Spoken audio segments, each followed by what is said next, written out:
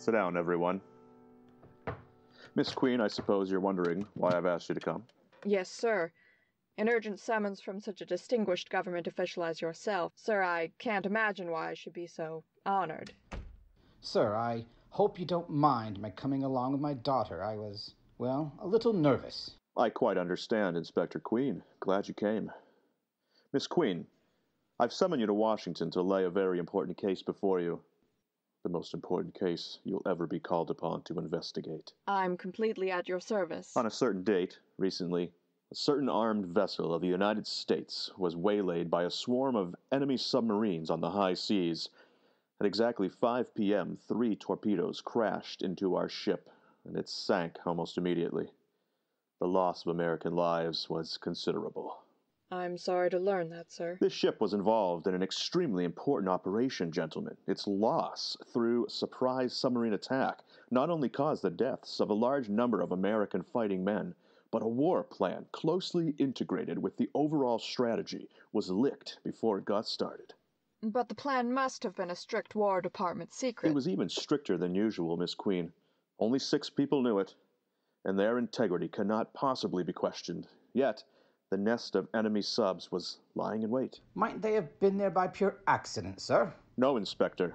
In the naval action which followed the attack, one of the enemy subs was captured by our forces.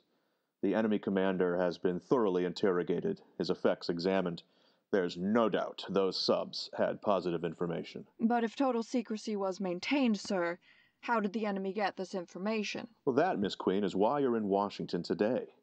In the first place, the investigative agencies of the government are short-handed. We can use all the expert help we can get. And I suppose my daughter's reputation for solving tough problems qualifies her, eh, sir? Well, very much so, Inspector. But there's still another reason I called you, Miss Queen. What's that, sir? You're involved. I beg your pardon, sir? My daughter's involved in the sinking of one of our ships by the enemy? I don't get it, sir. Well, neither do we, Inspector. We haven't had time to work on it. The clue reached Washington only this morning. This scrap of paper, Miss Queen, was found on the captured enemy sub-commander. Thank you, sir. But this is fantastic. For Pete's sake, kid, what's on that paper? Just 2 words, Dad. Or rather, a word and an initial. Ellery Q. Ellery Q? But how in time did your name get on a memo in the possession of an enemy sub-commander, kid? I'd certainly like to find out.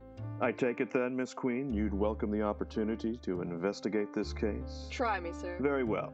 Effective immediately, consider yourself a special investigator for the United States government. Thank you, sir. To whom am I to report?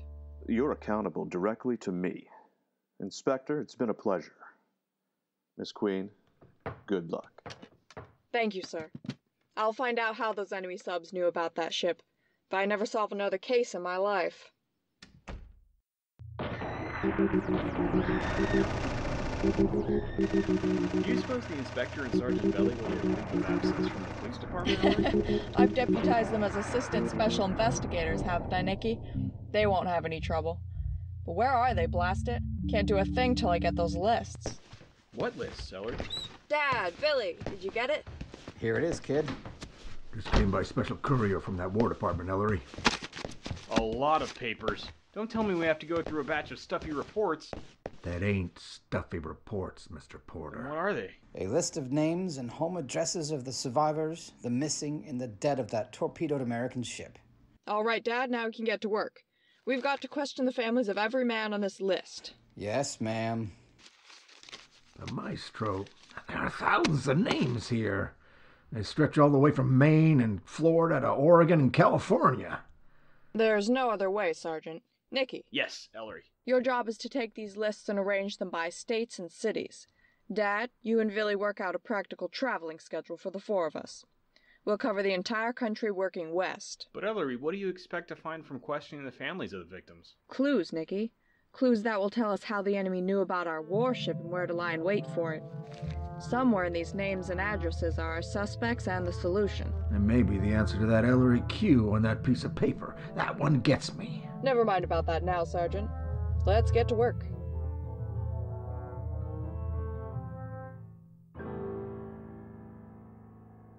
Mrs. Mary Jane Brown. It's this house, all right. Mrs. Brown. Widow, one son, Rockland, Maine. We sure are covering territory. How many visits does that make? 541, Sergeant. And we're still on the eastern seaboard. I hope we have some luck with Mrs. Brown, Ellery. I can't see that we're getting anywhere at all. Not a clue so far.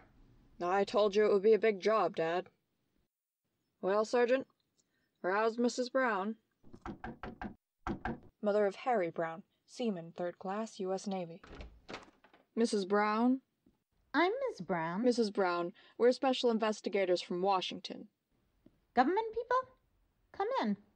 Ain't nothing wrong with my son Harry. No, Mrs. Brown, your son's getting along fine in the hospital. Thank goodness. Gave my heart a jump. Living room's a little messy. Won't you all sit? Thank you. Thank you, ma'am. Your son Harry was wounded in a recent naval engagement, Mrs. Brown. Was quite a hero. He's a real American. So we're just here to talk to a hero's mother. Proud? Harry's a wonderful boy, sir. He thinks being a sailor in our Navy is the finest thing there is. Ain't nothing finer, Mrs. Brown. Why, my Harry's so proud of the Manila Bay. That's his ship of his. He says it's the best ship in the Navy. That's what all the boys say, Mrs. Brown. Well, sir, it's a fact. A couple weeks before Christmas, I got into an argument with Mr. Williams. Who is Mr. Williams, Mrs. Brown? Yankee storekeeper. Keeps market. That's half-mile into town. He's got a boy in the Navy, too. And he says his son's ship, the Buffalo, is the finest in the Navy. Is that so? I says. My Harry's ship, the Manila Bay, is. Almost came to throwing things. There was a crowd around the counter just a laughing their heads off. That old fool, Williams, was so mad. Did you ever hear your then son... we sort of patched it up. And Mr. Williams gave me a pint of potato salad to show there was no hard feelings. Mrs. Brown, did you ever hear your son Harry mention the name Ellery Queen or Ellery Q? Pardon, man? I don't think so. We needn't take up any more of Mrs. Brown's time, Nicky. But Ellery... Thank you, Mrs. Brown. Dad, Sergeant. But I could tell you a lot more about my Harry. I'm sure you could, Mrs. Brown. Tell Harry his mom's praying. I don't blame you for cutting that one short, kid. Hasn't heard of Ellery Queen. We'll never solve the mystery of Ellery Q. Nevertheless, gentlemen, Mrs. Brown has given us our first clue in 541 visits. Nicky, you took notes? Yes, Ellery, of everything she said, but... But what clue, Maestro? Didn't you spot it, Sergeant? It's not an important clue, it doesn't tell us much, but it encourages me to keep going. We're on the right track. Dad, who's next on our list? Somebody in Lexington, Kentucky. Clue number 1, eh? Too much for me. Let's hurry or we'll miss our train connection. Who knows, we may find clue number 2 in the state of Minnesota.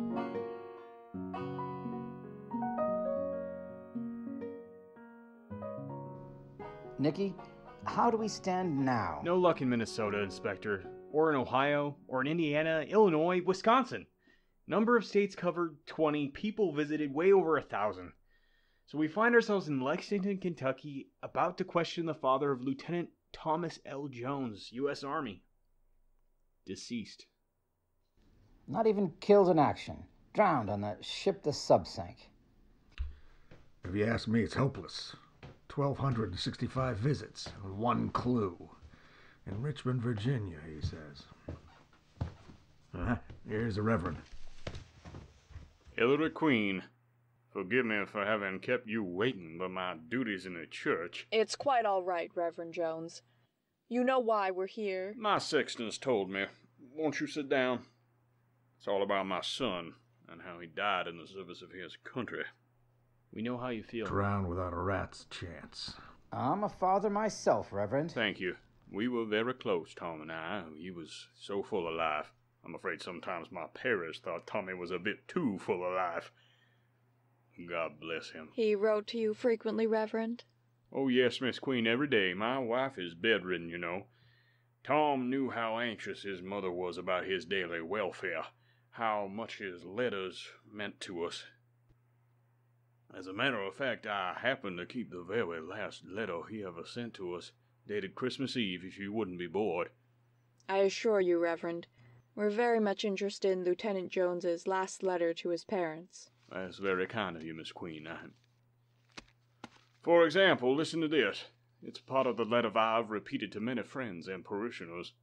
You're sure I'm not boring you? Quite sure, Reverend Jones. You especially will appreciate this, Dad.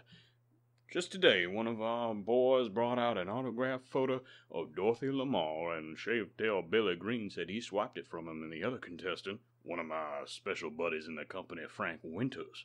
Frank said, well, he said he had, and they almost had a brawl about it.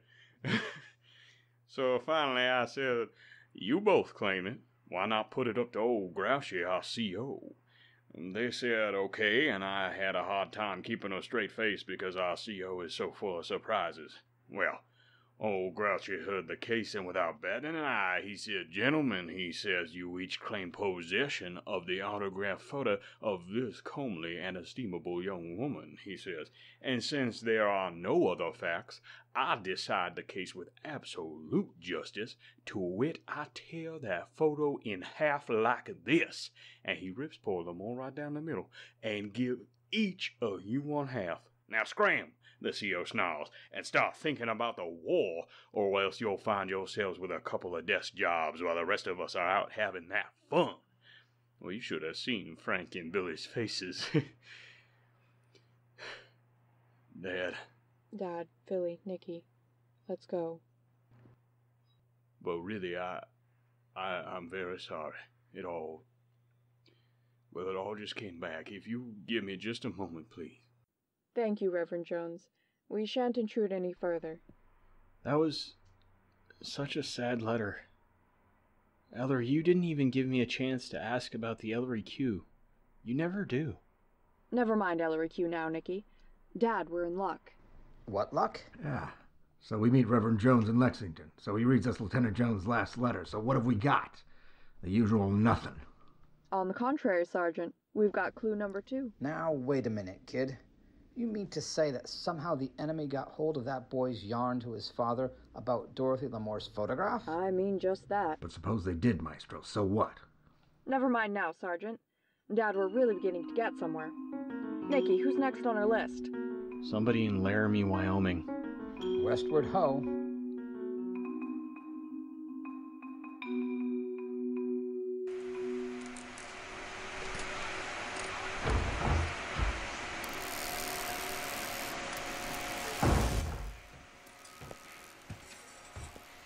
So where do we stand, Porter? We're scraping the bottom of the barrel, Sergeant.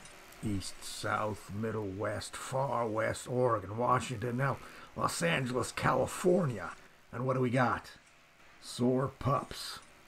And 2 clues I don't understand.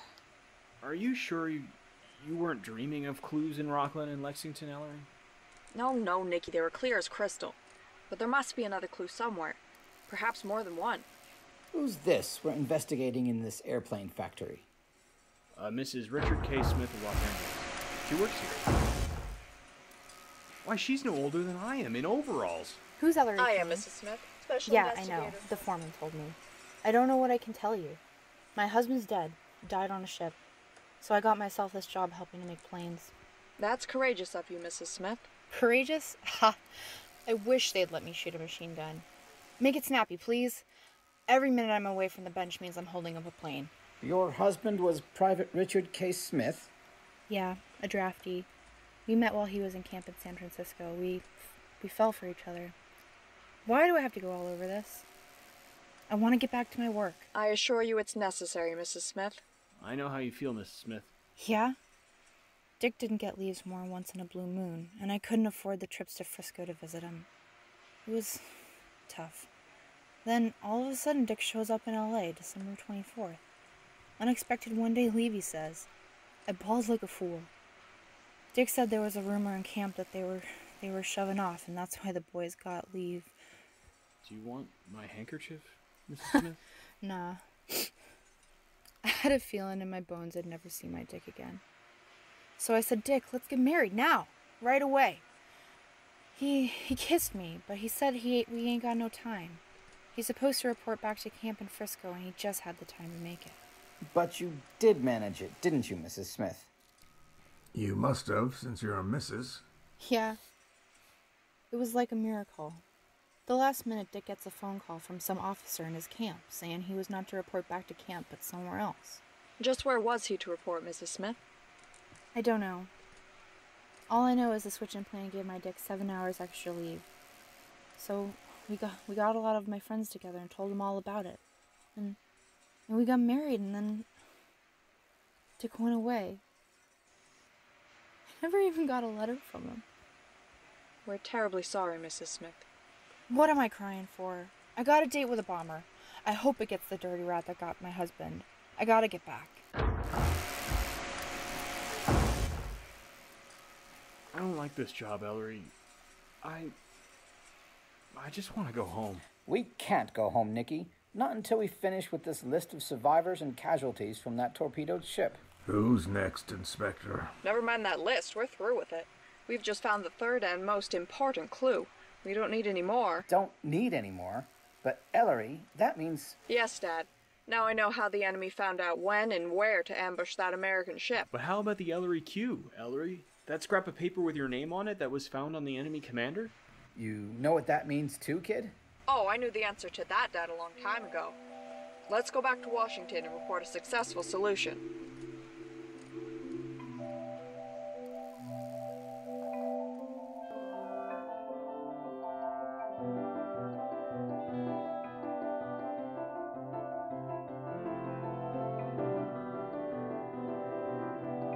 So you also solved the mystery of that Ellery Q on the enemy subcommander's scrap of paper, Miss Queen? It wasn't my name. It isn't a name at all. The appearance was a coincidence. It's a code. Let's take the Q part first. Which letter of the alphabet is Q? A, B, C, D, E, F, G, H... 17th letter, Ellery. Remember that. Now, one of our facts was that the ship was torpedoed at 5 p.m. In one international system of figuring time, AM and PM are not used. The hours are numbered from 1 to 24. By this system, the letter Q in the code phrase Ellery Q would stand for the 17th hour. What is the 17th hour in terms of AM and PM? So we know Q is the time instruction given to the commander of the enemy submarine. But what does the Ellery stand for? Obviously, Nicky, for a word which, when grouped with Q, or 5 p.m., gives a clear message. Think of it as a group of letters. E-L-L-E-R-Y. Now note that the first and fourth letters are the same, and the second and third. Can you think of another word with similar construction? Who? Me, Maestro? Well, Sergeant, what happened at 5 p.m.? There was an attack on the ship. Attack. A-T-T-A-C-K. Ellery, the code word for attack. Yes, Dad. Ellery Q simply meant to the sub-commander, attack at 5 p.m., which, combined with his other information, gave him all he had to know. Exactly what the FBI figured out, Miss Queen, the day after you took this assignment. But how did the enemy know about the ship? That it was sailing, when, from where, and all about it? I found 3 clues, sir, that told me the whole tragic story. Dad, what did Mrs. Brown of Rockland, Maine, tell us? The name of the ship, the Manila Bay. Ships in the United States are named by a system. One type of American warship is named after famous American battles. Manila Bay was a famous American battle of the Spanish-American War. What type of ship is named after famous battles? Aircraft carriers! An enemy agent overheard Mrs. Brown's thoughtless remark that morning, 2 weeks before Christmas, in a crowded store. When the enemy's intelligence headquarters in the United States fitted the Manila Bay into its other information, it was able to say, "An aircraft carrier never sails alone. It is always accompanied by a fighting craft to protect it, and therefore a large naval force is involved." But Ellery, I still don't see... But what little bit of information did Reverend Jones of Lexington unconsciously reveal? That joke about the argument in camp over Dorothy Moore's photo and how their CO settled it. That yarn came from Lieutenant Jones's last letter, written therefore just before he was shipped out of camp. Reverend Jones's son knew he might never come back, so on the eve of departure he tried to give his father an important piece of information by inventing a bit of apparently innocent camp gossip. Can we figure out what Tom was trying to say? Oh yes. Consider that the letter was written to a minister of the gospel on Christmas Eve. Consider that it was the story of 2 people claiming the same cherished object, and a wise arbiter who said, "Cut it in half." Tom was writing a parallel to the Bible story of the wise king who ordered the infant cut in half when 2 women claimed it. And who was that wise king? King Solomon. The Solomon Islands! Tom was trying to tell his father he was being shipped off to the Solomons. Precisely.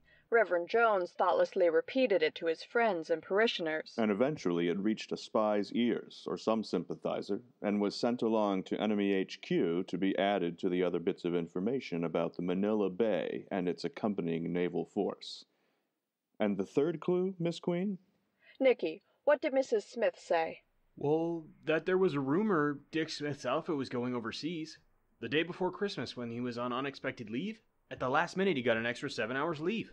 And everybody at the Smiths' last-minute wedding was told about it by Mrs. Smith. Yes, sir. And when the enemy put all the bits and pieces together, along with other information that clearly tied them into a single operation, he knew first that a large naval force of fighting ships was involved.